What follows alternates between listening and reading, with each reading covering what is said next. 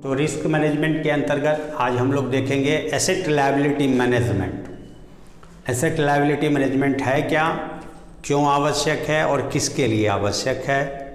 तो पहले आप समझने का कोशिश कीजिए वो बैंक्स, फाइनेंशियल इंस्टीट्यूशंस जो मनी ट्रेडिंग में यानी मॉनेटरी डीलिंग में इंगेज्ड जो कंपनियां हैं, फर्म हैं, संस्थाएं हैं, उसके साथ एक ट्रेजेडी है कि एसेट और लायबिलिटी में मिसमैच के कारण, जो डिफरेंसेस के कारण, mismatching in the sense of interest rate, in the sense of size, maturity और टाइम ड्यूरेशन के कारण जो लिक्विडिटी क्रंच का सामना करना पड़ता है, cash flow indifference, cash flows का सामना करना पड़ता है, इन सब के वजह से उसकी प्रॉफिटेबिलिटी तो प्रभावित होता ही है और साथ ही साथ जो संस्था का जो सॉल्वेंसी पोजीशन है या साउंडनेस ऑफ सॉल्वेंसी है उसको भी अफेक्ट करता है, यानी क्रेडिट रिस्क को भी जन्म देता है। तो इससे ओवरकम होने के लिए या इसको मिनिमाइज करने के लिए और फर्म को सरप्लस पोजीशन में यानी एसेट को सरप्लस में रखने के लिए ताकि प्रॉफिटेबिलिटी अधिक से अधिक बढ़ सके, एसेट लायबिलिटी मैनेजमेंट का कॉन्सेप्ट फॉलो किया जाता है। इसीलिए मैंने बताया कि asset liability management is a practice mostly followed by the business which involves trading of money like banks, financial institutions, insurance, जो रुपए पैसे का लेन देन करती है। तो आप गौर करो, एक बैंक का जो एसेट और लायबिलिटी है उसमें ध्यान से देखिए तो मोस्टली बैंक क्या करती है, कस्टमर से डिपॉजिट्स लेती है कम दर पे, कम रेट ऑफ इंटरेस्ट पे, लेकिन वो जो कस्टमर से different types of deposits accept करती है वो डिफरेंट टर्म्स एंड कंडीशंस वाले हैं। इतना दिन के लिए एफडी करो तो ये रेट होगा, सेविंग बैंक में करो तो ये रेट होगा, 3 साल से ज़्यादा के लिए अगर डिपॉजिट करो तो ये रेट ऑफ इंटरेस्ट होगा, आप करेंट अकाउंट खोलो तो कोई रेट ऑफ इंटरेस्ट नहीं मिलेगा, अगर आप वेरिएबल अकाउंट खोलते हो तो ये टर्म एंड कंडीशंस लागू। बहुत तरह से यानी कई एक प्रोडक्ट होते हैं बैंक के भी, डिपॉजिट से रिलेटेड कस्टमर्स का प्रोडक्ट होता है, फाइनेंशियल प्रोडक्ट कह सकते हैं। उसी प्रकार से कम दर पे लेके उसका काम क्या है बैंक का, अधिक दर पे लोन्स और एडवांस कस्टमर्स को देना, government securities, shares, market and other form of investment करना फंड का। तो ये जो दोनों के साइज में, date of maturity, period of maturity में जो फर्क होता है, जिससे अनवायलेंस कैश फ्लो की स्थिति आती है और वो लिक्विडिटी को प्रभावित करता है। साथ ही साथ ये मार्केट जो चेंज कर रहा है, वोलेटिलिटी जो फीचर होता है मार्केट का, एक्सचेंज रेट भी डीलिंग करती है, तो फॉरेन करेंसी में जो डीलिंग होता है तो एक्सचेंज रेट उसको प्रभावित करता है, एसेट लायबिलिटी को। इंटरेस्ट रेट मार्केट फ्लक्चुएट करता है, नतीजा जो इंटरेस्ट इनकम है और इंटरेस्ट एक्सपेंस है, लोन पे इंटरेस्ट रिसीव करना है और डिपॉजिट्स पे कस्टमर्स को पे करना है, ये डिफरेंस पैदा होता है। इन तमाम सिचुएशन के डिफरेंसेस के वजह से जो रिस्क उत्पन्न होता है लॉस का, चाहे वह मार्केट में लिक्विडिटी का सामना, लिक्विडिटी के ऊपर रिस्क आता है, इंटरेस्ट रेट में चेंज होने के वजह से स्प्रेड में फ़र्क आता है, स्प्रेड कहते हैं income, interest income minus interest expanded, उस दोनों का जो डिफरेंस होता है उसको स्प्रेड बोला था, बैंक स्प्रेड। तो उस स्प्रेड में फ़र्क होता है, नतीजा क्रेडिटेबिलिटी या क्रेडिट रिस्क पे भी असर पड़ता है। तो इसको मिनिमाइज करने के लिए आरबीआई ने भी बहुत सारे रेगुलेटरी फ्रेमवर्क दिए हैं, गाइडलाइंस दिए हैं, जिसके तहत रहते हुए फर्म के, बैंक के मैनेजर्स को, मैनेजमेंट टीम को एसेट लायबिलिटी के बीच बैलेंस बनाना, मैच बनाना, इवन इस सिचुएशन में हो कि एसेट सरप्लस हो लायबिलिटी से और एनी टाइम पेमेंट की एबिलिटी बैंक डिजर्व करे, साथ ही साथ जो है सरप्लस एसेट को प्रॉपर इन्वेस्टमेंट के जरिए प्रॉफिटेबिलिटी को बढ़ा सके, इसके लिए एसेट लायबिलिटीज को मैच कराने के जो तरीके हैं, युक्ति हैं, उसको हम क्या कहते हैं, एसेट लायबिलिटी मैनेजमेंट कहते हैं। इसलिए हमने लिखा asset liability management is a practice mostly followed by the business which involves trading of money like bank, financial institution, insurance to reduce or minimize financial risk like liquidity risk, interest rate risk, exchange rate risk and credit risk etc. arises due to mismatches between asset and liability as a part of investment strategy. आप थोड़ा सा सोच लो, आप banks customer से short term period के लिए payable on demand वाला deposit accept करते हो। आपके पास 10 लाख रुपए डिपॉजिट कस्टमर्स का है, लेकिन उसमें शर्त क्या है, वो एनी टाइम डिमांड करेगा, आपको पे करना होगा। अब इस 10 लाख रुपीज में से किसी को आप लोन देते हो 5 ईयर्स के लिए, 10 ईयर्स के लिए, तो आपका जितना लायबिलिटी है उतना एसेट होगा। लोन अगर आप 10 लाख प्रोवाइड कर देते हो तो 10 लाख एडवांसेज हुआ, जो कस्टमर्स के पास है, रिसीवेबल है आपके लिए, वो एसेट है। लेकिन मैच्योरिटी पीरियड के बारे में सोचिए कि 10 लाख का जो आपके पास डिपॉजिट है लायबिलिटी के रूप में है, चूंकि कस्टमर का पैसा है, और इसका पेमेंट कब करना है, ऑन डिमांड। और उस फंड का इक्विलिब्रियम आपने क्या किया, लॉन्ग टर्म इन्वेस्ट लोन में दे दिया कस्टमर्स को, उसकी मैच्योरिटी आएगी 5 ईयर्स आफ्टर। तो ये जो मिसमैच हुआ, इसके वजह से उस पर जो इंटरेस्ट देना है, लेना है कस्टमर से एडवांसेज के रूप में जो एसेट है उस पर, और इस डिपॉजिट पे आपको हो सकता है ब्याज देना पड़े लोअर रेट से ही सही। ये ब्याज के दोनों के रेट में अंतर के कारण तो स्प्रेड ऑफ इंटरेस्ट होगा, जिसको बैंक स्प्रेड कहते हैं। और अभी आपको कस्टमर डिमांड कर देवे तो आपको कहाँ से मैनेज कीजिएगा, जो पेबल एंड डिमांड था आपने तो वो लोन दे रखा है। तो ये मिसमैचिंग के वजह से क्या होता है ना कि, लेकिन बैंक के साथ फायदा है कि वो रेगुलर डिपॉजिट भी रिसीव कर रहा है, आज भी, कल भी, परसों भी, तरसों भी, वो डिफरेंट फॉर्म्स जो फाइनेंस प्रोडक्ट है उसका डिपॉजिट संबंधी वो रिसीव भी कर रहा है, कैश इनफ्लो तो हो ही रहा है। लेकिन कब कौन कस्टमर कितना डिमांड करेगा या ओवरड्रॉन फैसिलिटी अवेल करेगा, उस वक्त आप कैश फ्लो का समस्या आ जाता है डिफरेंसेज के वजह से। तो इसी मिसमैचिंग के वजह से जो लिक्विडिटी की अभाव महसूस होता है, यानी लिक्विडिटी क्रंच का सामना करना पड़ता है, उसको लिक्विडिटी रिस्क है। इंटरेस्ट रेट में जो फर्क है और मार्केट रेट चेंज कर रहा है, आपने एफडी एक्सेप्ट कर लिया 7% पे और मार्केट रेट घट करके हो गया 5%। अब आपको 2% एक्स्ट्रा बेयर करना पड़ रहा है, लेकिन ये 5% मार्केट रेट हो जाने की वजह से आपका बैंक जो एडवांस देने का जो रेट ऑफ इंटरेस्ट है वो तो लो हो जाएगा, क्योंकि मार्केट रेट घट चुका है। तो आप हायर रेट पे आप किसी को लोन दोगे तो आपके कंपिटिटिव उसको कम करके देगा, तो वहाँ प्रेफर करेगा, आपसे लोन नहीं लेगा, आपका बिजनेस कन्फाइन हो जाएगा।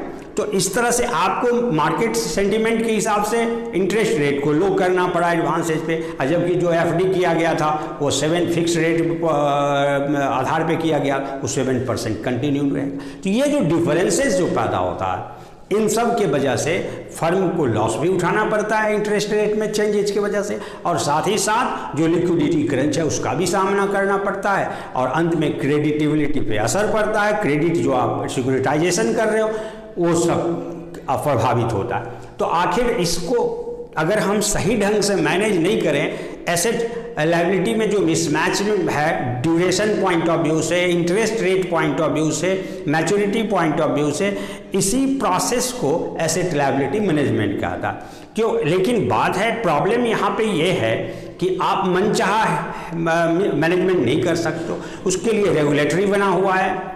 इंटरनेशनल रेगुलेटरी अलग है और राष्ट्रीय जो आरबीआई तय करती है वो रिजर्व बैंक ऑफ इंडिया का गाइडलाइंस अलग है, आपको फॉलो करना है। तो ये भी एक प्रतिबंध है। आप अपना लिक्विडिटी मेंटेन, इस स्टैट्यूटरी लिक्विडिटी रेशियो जो बैंक कहती है आरबीआई, उसके अनुसार से आपको मेंटेन करना। तो बहुत सारी बातें जिसको ध्यान में रख करके मैनेजमेंट जो बैंक और फाइनेंशियल इंस्टीट्यूशन का है, वह कभी कभार ऐसा होता है कि asset liability management committee create कर देता है, जिसका काम ही होता है ये मिसमैच को मैनेज करना, है ना। तो इसी चीज़ को हम लोग आज अध्ययन करेंगे। इसको अच्छी तरह से समझने के लिए थोड़ा बैंक के बैलेंस शीट को समझना आवश्यक है।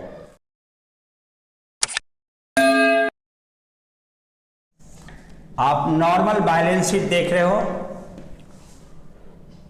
ये इक्विटी साइड है एंड लायबिलिटी साइड कहते हैं इसको।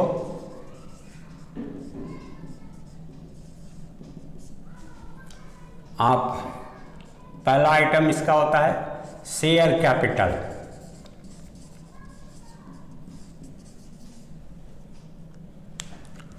दूसरा रिजर्व एंड सरप्लस,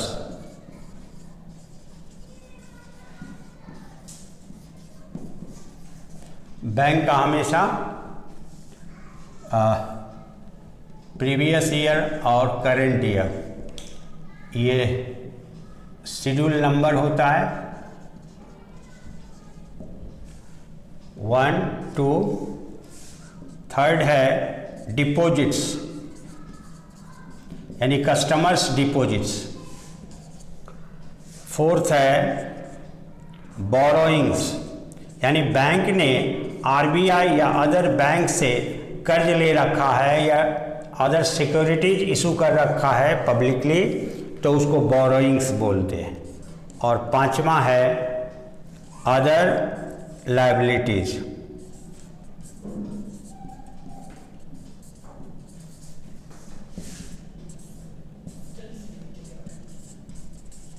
इसी प्रकार से अगर एसेट्स में देखें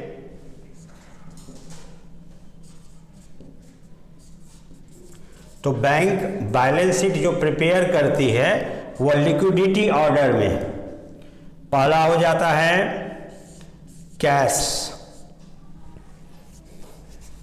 in hand and balance with RBI, balance with reserve bank of India. Second जो है वह बैलेंस विथ अदर बैंक या आरबीआई के अलावा किसी दूसरे बैंक में डिपॉजिट्स है इस बैंक का, जिस बैंक का बैलेंस शीट बना रहे हैं, balance with other bank and money at call और शॉर्ट नोटिस। यानी बैंक जो है आरबीआई के अलावा दूसरे किसी बैंक या फाइनेंशियल इंस्टीट्यूशन में अपना कैश डिपॉजिट कर रखा है वो, और साथ ही साथ जो स्टॉक मार्केट शेयर मार्केट के ब्रोकर्स वगैरह को अति अल्पकाल के लिए, मतलब एक ज़्यादा से ज़्यादा 1 वीक के लिए, 7 डेज के लिए, 5 डेज के लिए, 4 डेज के लिए एडवांस प्रोवाइड कर दिया, और इस शर्त पर कि जब भी हम मांगेंगे आपको पैसा देना होगा। यानी मनी एट कॉल, पुकारो रुपया हाजिर है, यानी समझिए तो वो भी कैश ही फॉर्म है। थर्ड जो ऑप्शन है वह है इन्वेस्टमेंट्स का। बैंक शेयर्स में, सिक्योरिटीज़ में, गवर्नमेंट सिक्योरिटीज़ में, गोल्ड में, बुलियन में बहुत तरह से इन्वेस्ट करती है, तो इन्वेस्टमेंट्स हो गया।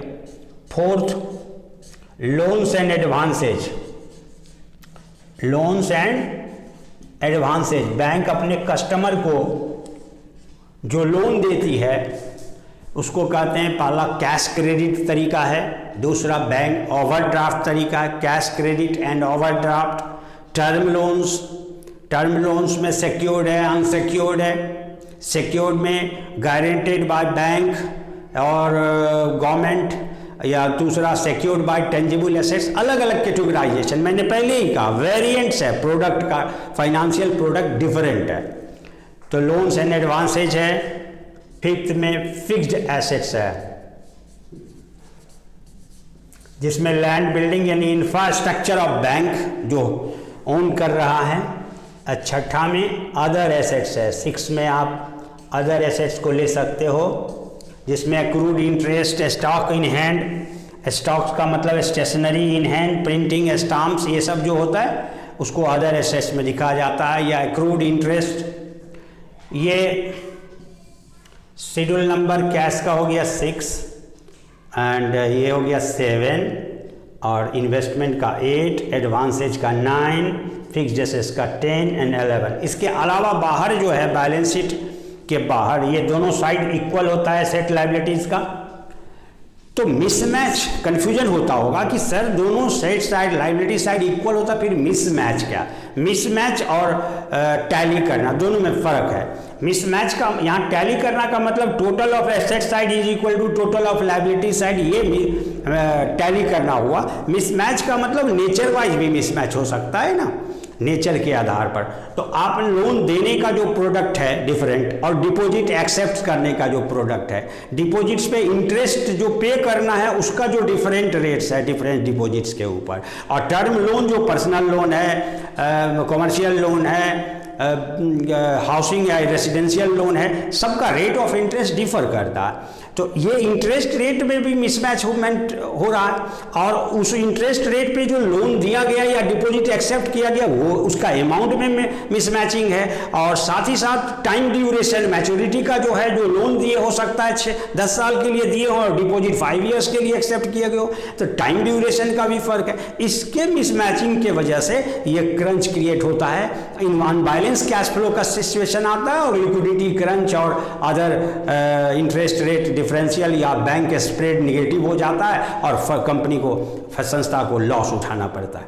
इसी को मैनेज करना है ना। इस चीज़ को बाकी हिस्सा हम नेक्स्ट क्लासेज में देखेंगे। Okay, thank you.